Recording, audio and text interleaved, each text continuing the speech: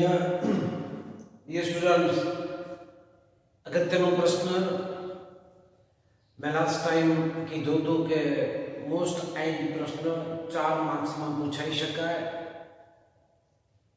एमां न्यूक्लियसनी आसपास फरता इलेक्ट्रॉन माटे कक्षीय त्रिज्या एनु सूत्र आपणे मेळववुं छे तथा एनी बंधन ऊर्जा केटली छे ए बंधन ऊर्जानुं सूत्र पण आपणे मेळववुं छे। अहींया हाइड्रोजन परमाणु माटे आपणे लईशुं एटले हाइड्रोजन के जेनो परमाणु क्रमांक 1 छे एनी आपणे चर्चा करीशुं ने हाइड्रोजन परमाणु माटे कक्षीय त्रिज्या r एनुं सूत्र मेळवीशुं अने केटली ए बंधन ऊर्जा धरावे छे ए पण जोईशुं। प्रश्न एक आवो छे, बोहर मॉडल परथी अगाउना लेक्चरनी अंदर बोहरनी 3 लाक्षणिकताओ आपणे जोई हती अने ए लाक्षणिकताओनो अहींया उपयोग करवानो छे कि जेमां कोणीय वेगमान L बराबर NH/2 पाई એટલે કે કોણીય વેગમાન છે એ h/2 પાઈના પૂર્ણ ગુણાંકમાં જ હોય એ સંદર્ભનો આપણે અહીંયા ઉપયોગ કરવાના છીએ। તો બોહર મોડેલ પરથી ઇલેક્ટ્રોનની કક્ષીય ત્રિજ્યાનું સૂત્ર મેળવો અને તે પરથી એની બંધન ઊર્જા જેને કહેવાય બાઉન્ડ એનર્જી, તો એ બાઉન્ડ એનર્જીનું સૂત્ર આપણે મેળવવું છે। ડિયર સ્ટુડન્ટ્સ, અહીંયા પરીક્ષામાં ક્યાં સુધી પ્રશ્ન પૂછ્યો છે એ યાદ રાખવાનું। જો માત્ર કક્ષીય ત્રિજ્યા સુધી જ જો પૂછ્યું હોય તો આપણે એટલું જ લખવાનું છે, આગળ લખવાનું નથી। કેમ કે ઘણી બધી વખતે માત્ર કક્ષીય ત્રિજ્યાનું સૂત્ર જ પૂછાય છે તો આપણે ત્યાં સુધી જવાનું, આગળ લખવાની જરૂર નથી। અને અમુક ટાઈમે એવું આવે કે કક્ષીય ત્રિજ્યાનું સૂત્ર લખી એની બંધન ઊર્જાનું સૂત્ર મેળવો તો પછી આ કક્ષીય ત્રિજ્યાનું સૂત્ર લખ્યા પછી આગળનો પોર્શન છે એ આપણે અહીંયા લખવો પડે। પણ અહીંયા આપણે સળંગ લખી દો, સળંગ યાદ રાખો તો તમને વધારે સારી રીતે યાદ રહી શકશે।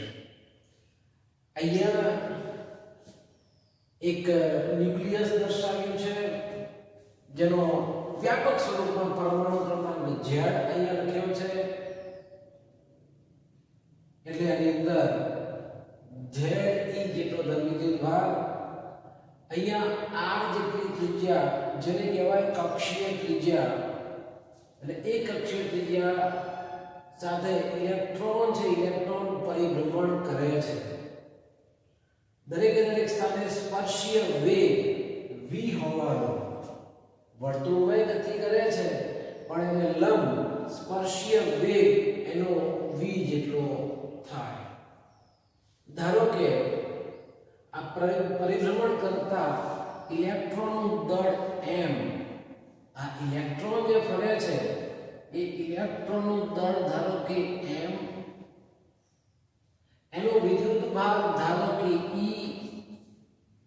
એની કક્ષીય ત્રિજ્યા ધારો કે સ્મોલ r, એની રેખીય ઝડપ સ્મોલ v, આ રેખીય ઝડપ છે।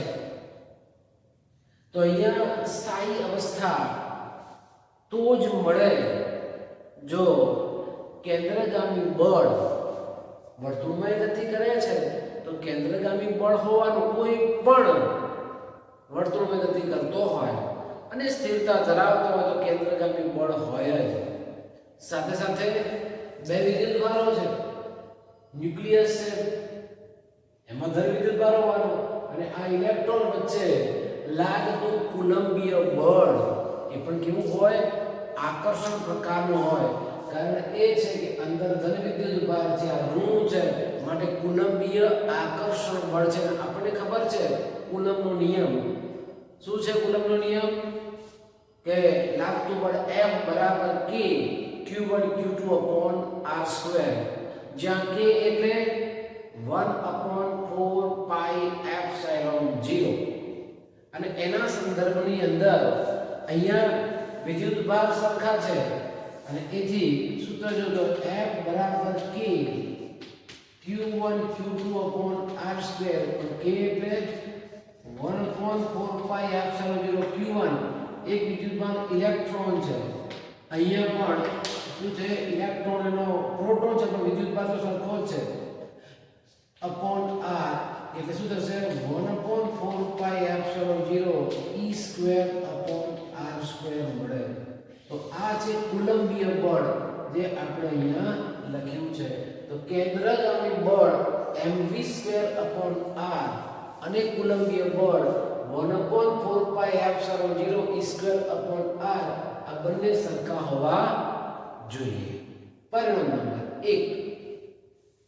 હવે બોહરનો અધિતર્ક અને એ બોહરના અધિતર્ક બે પ્રમાણે આપણે જોઈએ તો કોણીય વેગમાન L બરાબર h/2 પાઈ નો પૂર્ણાંક લેવાનો છે. પણ કોણીય વેગમાન L બરાબર રેખીય વેગમાન અને ત્રિજ્યાનો ગુણાકાર L બરાબર PR આપણે લખી શકીએ.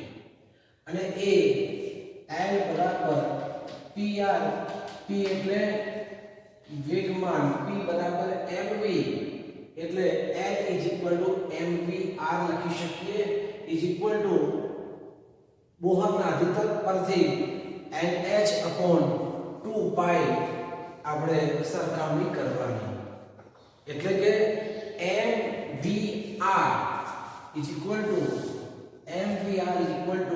nh/2 પાઈ મળે. હવે આપણે જોઈએ છે કે અહીંયા સમીકરણ 1 બોહરનો અધિતર્ક એના આધારે mv² r 1/4 પાઈ એપ્સિલોન 0 E² r² પરિણામ નંબર 1 એના આધારે અધિતર્ક 1 પરથી કોણીય વેગમાન L બરાબર mvr nh/2 પાઈ જ્યાં n 1 2 3 બંને બાજુ વર્ગ કરતા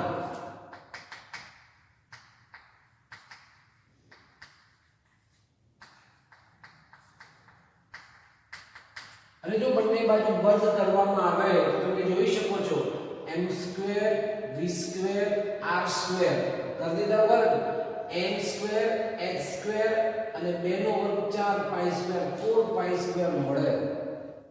અને આથી જો v² ને જો કરતા કરીએ v² ને તો m² r² જે છે એ ક્યાં આવે?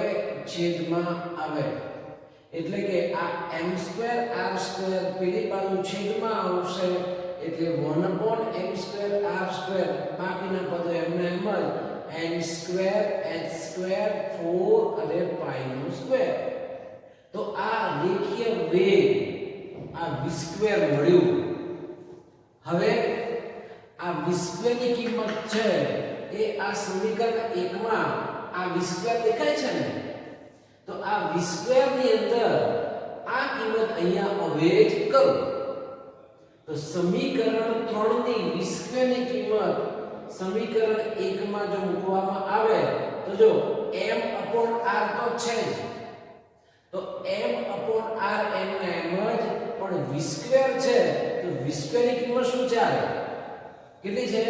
1/m² r² m²h² 4 પાઈ² is equal to કયું પરિણામ હતું? 1/4 પાઈ epsilon 0 E² r² E² r². તો અહીંયા શું કર્યું આપણે? તો સમીકરણ 3 માંથી v² ની કિંમત છે સમીકરણ 1 માં v² ની જગ્યાએ આપણે મૂકી દીધી. અને આથી હવે સાદો જો આપવામાં આવે તો તમે જુઓ અહીંયા બે બાજુ 4 4 કેન્સલ, અહીંયા પાઈ છે, અહીંયા પાઈ સ્ક્વેર છે તો એક પાઈ કેન્સલ, અહીંયા r સ્ક્વેર કેન્સલ. હવે હા અહીંયા એક m છે, અહીંયા એક m કેન્સલ. તો હવે શું વધ્યું તમે જુઓ, અહીંયા છેદમાં r છેદમાં એકલો m અંશમાં n સ્ક્વેર h સ્ક્વેર છેદમાં એકલો પાઈ, અહીંયા બરાબર આ બાજુ શું છે એપ્સિલોન 0 અને અંશમાં e સ્ક્વેર. આટલા પદ વધ્યા, e square epsilon 0 n square h square પાઈ m અને r. તો આ r એટલે એની કક્ષીય ત્રિજ્યા. તો r ને જો કરતા કરો તો r ને ઉપર લઈ જાઓ તો આ e સ્ક્વેર ક્યાં આવશે છેદમાં એપ્સિલોન 0 ભાગાકારમાં જે આ પદ ક્યાં આવે ઉપર અંશમાં આવશે, એપ્સિલોન 0 અંશમાં લખ્યું છે. તો જો n સ્ક્વેર h સ્ક્વેર ભાગાકારનો એપ્સિલોન 0 અહીંયા તો ઉપર એપ્સિલોન 0. હવે આ e સ્ક્વેર ક્યાં આવ્યું છેદમાં, પાઈ તો છેદમાં છે, m પણ છેદમાં છે. તો એ સંદર્ભમાં r is equal to n square h square epsilon 0 pi e square m. Pi m square બોલો કે પાઈ સ્ક્વેર m બોલો, ઇઝ ધ સેમ. તો આ રીતે કક્ષીય ત્રિજ્યાનું સૂત્ર મળે. તો તમે યાદ રાખો હાઇડ્રોજન માટે કક્ષીય ત્રિજ્યા r બરાબર n square h square epsilon 0 upon pi e square m. તો એ આપણને એની કક્ષીય ત્રિજ્યા મળે. કઈ કક્ષા છે? જો પ્રથમ કક્ષા હોય તો n બરાબર 1 લેવાનું, દ્વિતીય કક્ષા હોય તો n બરાબર 2. એ પ્રમાણે સૂત્ર આપણે લખી શકીએ. તો અહીંયા બોહરના અધિતર્ક ઉપરથી અહીંયા એની કક્ષીય ત્રિજ્યાનું સૂત્ર આપણે મેળવ્યું. પણ હાઇડ્રોજન માટે પ્રથમ કક્ષા એટલે n બરાબર 1 લેવામાં આવે તો અહીંયા ત્રિજ્યા 1 નંબરની મળે એટલે r1 મળે. પણ એ r1 ને આપણે સ્મોલ a0 દર્શાવીશું. r1 એટલે સ્મોલ a0 જેને બોહરની ત્રિજ્યા કહેવામાં આવે છે. હાઇડ્રોજન માટે પ્રથમ જે ત્રિજ્યા આવવાની કક્ષીય ત્રિજ્યા એને બોહર ત્રિજ્યા કહેવામાં આવે છે. તો હવે r ની જગ્યાએ આપણે a0 લખવાનું, n ની કિંમત કેટલી લેવાની 1. તો 1 નો વર્ગ તો 1 થશે. હવે શું વધ્યું h square epsilon 0 upon pi e square m. એમ આગળ લખો તો a0 બરાબર h સ્ક્વેર એપ્સિલોન 0 પાઈ m e સ્ક્વેર. તો આ ત્રિજ્યા કે જેને બોહર ત્રિજ્યા વડે દર્શાવવામાં આવે છે. ક્લિયર? બોહર ત્રિજ્યાનું સૂત્ર આપણને મળી ગયું. બોહર ત્રિજ્યામાં m બરાબર 1 લેવાના છે. ચાલો હવે સમીકરણમાં તમે જો h એટલે પ્લાન્કનો અચળાંક, એપ્સિલોન 0 પણ અચળાંક છે, પાઈ અચળ, m ઇલેક્ટ્રોનનું દળ અચળ છે, e એટલે ઇલેક્ટ્રોનનો વિદ્યુતભાર પણ અચળ છે. બધી જ કિંમતો જાણીતી છે અને એ બધી કિંમતો જાણીતી જો સમીકરણમાં મૂકવામાં આવે તો આ a0 ની કિંમત મળે 5.29 × 10⁻11 મીટર. બોહર ત્રિજ્યા કેટલી? તો બોહર ત્રિજ્યા 5.29 × 10⁻11 મીટર જેટલી છે. તો આ બોહર ત્રિજ્યાની રિયલ વેલ્યુ આપણને મળી ગઈ પ્રથમ કક્ષાના સંદર્ભમાં. હવે એ ઇલેક્ટ્રોન અહીંયા ફરે જાય છે તો કેટલી ઊર્જા એ ધરાવતો હશે? આગળના લેક્ચરની અંદર ઇલેક્ટ્રોન માટે એની ઊર્જા કે જેમાં પરિભ્રમણ કરે છે ગતિ ઊર્જા અને સ્થિતિ ઊર્જાનો સરવાળો આપણે મેળવેલો છે. એ સૂત્ર અહીંયા સીધું લખ્યું છે કે કુલ ઊર્જા ગતિ ઊર્જા અને સ્થિતિ ઊર્જા બંને આવી જાય બરાબર. આપણે મેળવેલું છે આનું સૂત્ર. તો એ સૂત્ર En બરાબર -e²/8 પાઈ એપ્સિલોન 0r. યાદ રાખવું પડે.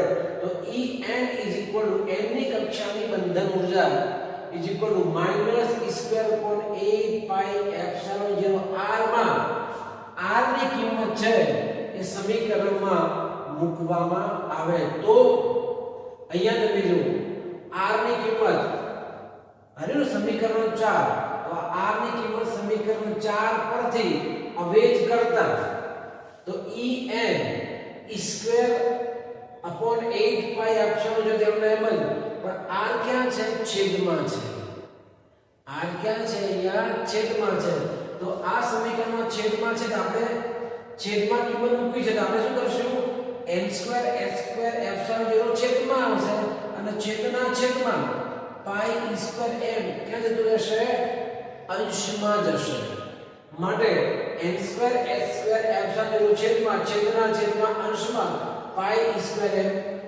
ક્યાં આવ્યું અંશમાં જતું આ છેદમાં છે માટે r ની કિંમત આજે r ની કિંમત છે અહીંયા છેદમાં મૂકતા આપણે આવું પરિણામ મળે -e² અપોન 8 પાઈ એપ્સિલોન 0 પાઈ E² m upon n² h² epsilon 0 બંને બાજુ પાઈ પાઈ કેન્સલ હવે તમે જો આ m ઋણ નિશાન તો છે m e² એટલે e ની e⁴ અપોન 8 એપ્સિલોન 0 બે વખત છે એટલે એપ્સિલોન 0 સ્ક્વેર n² h² તો -me4 upon 8 epsilon 0 square n² h² જે n ની કક્ષામાં ઇલેક્ટ્રોનની બંધન ઊર્જા બાઉન્ડ એનર્જી બંધન ઊર્જાનું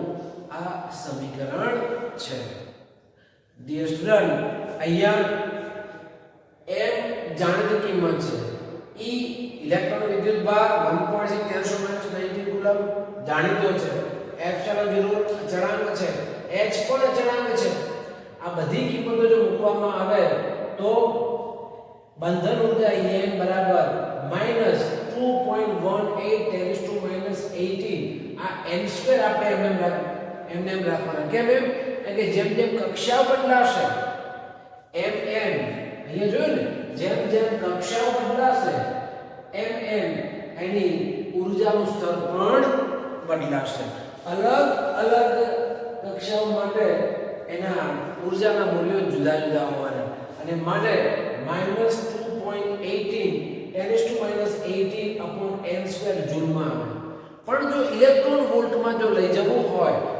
ઇલેક્ટ્રોન વોલ્ટમાં તો આપણે જાણીએ છીએ 1.6 10⁻⁻19 વડે ભાગવું પડે આપેલા પરિણામ જે છે એ પરિણામને 1.6 10⁻⁹ વડે ભાગતા બંધન ઊર્જા En બરાબર -13.6 અપોન n² ઇલેક્ટ્રોન વોલ્ટ આ સમીકરણ મળી ગયું આ યાદ રાખવાનું છે સમીકરણ તો બંધન ઊર્જા En બરાબર -13.6 અપોન n² ઇલેક્ટ્રોન વોલ્ટ જે એની બંધન ઊર્જાનું સૂત્ર છે આનો દાખલામાં એમાં સીધો ઉપયોગ પણ કરી શકાય પ્રથમ કક્ષા છે તો અહીંયા 1 મૂકવાનું દ્વિતીય કક્ષા છે તો 2 નો વર્ગ તૃતીય કક્ષા છે તો 3 નો વર્ગ એટલે 9 અને એના આધારે ઇલેક્ટ્રોન વોલ્ટમાં જવાબ આપવો મળે જૂલમાં મેળવવો હોય તો 1.6 10⁻⁹ વડે ગુણવું પડે